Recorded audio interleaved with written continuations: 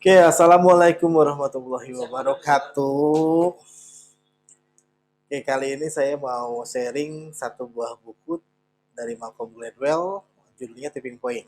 Ya, jadi Tipping Point ini menjelaskan kurang lebihnya bagaimana sesuatu atau satu hal itu menjadi satu hal yang viral. Ya.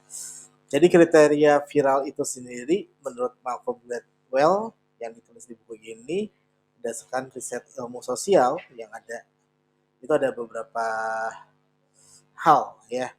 Yang pertama yaitu the law of you. The law of you ini ada beberapa uh, macam atau tipe orang atau karakter ya. Yang pertama itu ada karakter konektor ya. Jadi seseorang yang influence-nya tinggi ya. Ya, jadi dapat menghubungkan dari satu orang ke orang yang lainnya ya, sehingga hal yang disebarkan itu menjadi sebuah viral dan dinamakan social blue ya. Kemudian setelah social blue ada yang namanya Maven. Oke, Maven ini adalah tipe orang yang menghubungkan orang lain dengan membagikan hal-hal tertentu. Orang tipe Maven ini itu adalah penuh dengan ilmu pengetahuan dan bisa dijadikan sebagai bank data juga ya. Yang ketiga yang terakhir itu ada yang namanya salesman. Ya, jadi tipikal salesman ini adalah penggunaan dia menggunakan ilmu pengetahuan untuk mengengage atau membuat ikatan dan persuade ya. Salesman ini juga bisa disebut sebagai persuaders. Oke, contohnya di tahun era revolusi Amerika ya, di tahun 1775 itu ada seseorang prajurit yang namanya Paul Revere. Ya, Paul Revere itu saat itu dia mengetahui atau mendapatkan kabar atau informasi bahwa tentara Inggris itu akan menyerang ke Amerika, dan dia merencanakan route midnight ride atau rute di tengah malam melakukan long ride ya, dari kota Boston ke kota Washington. Itu semalaman ya. Dia tujuannya memperingatkan serangan dari Inggris ya. Dan dia berhasil pada itu. Jadi tentara Amerika itu mempersiapkan diri untuk menghadang serangan dari tentara Inggris. Oke, yang berikutnya ada the stickiness factor. Apa itu the stickiness factor? Nah, jadi hal atau sesuatu yang ingin menjadi viral itu harus merupakan sebuah ide yang bisa menempel ke kepala setiap orang. Ya, contohnya di tahun atau di awal tahun 90-an ya, itu ada satu film untuk anak-anak namanya Sesame Street. Sesame Street ini bagus pada masa itu karena saya sendiri sering waktu kecil sering menonton Sesame Street.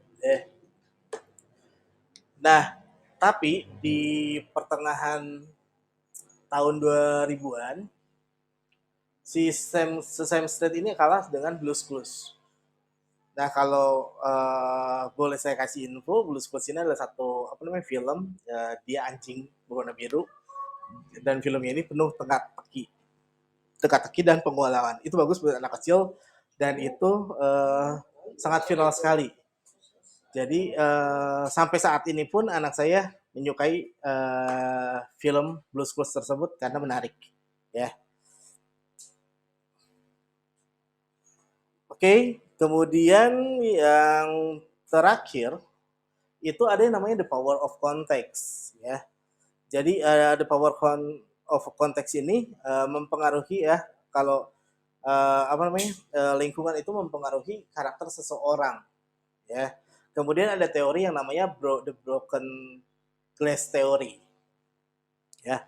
The broken glass theory ini dia menekankan kalau kejahatan-kejahatan itu sering dipicu oleh kejahatan yang minor, kecil ya. Jadi di tahun 90-an di New York City, di kota New York ya, tingkat kriminalitas itu tinggi banget ya.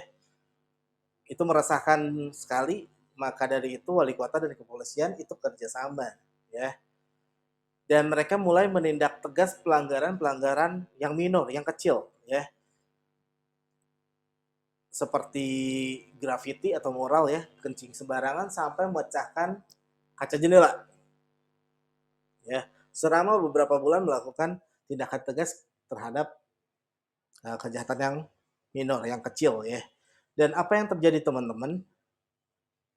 Di bulan-bulan berikutnya kejahatan atau tingkat kejahatan atau kriminalitas di kota New York itu menurun secara bertahap sampai akhirnya di akhir tahun itu menurun sekali ya.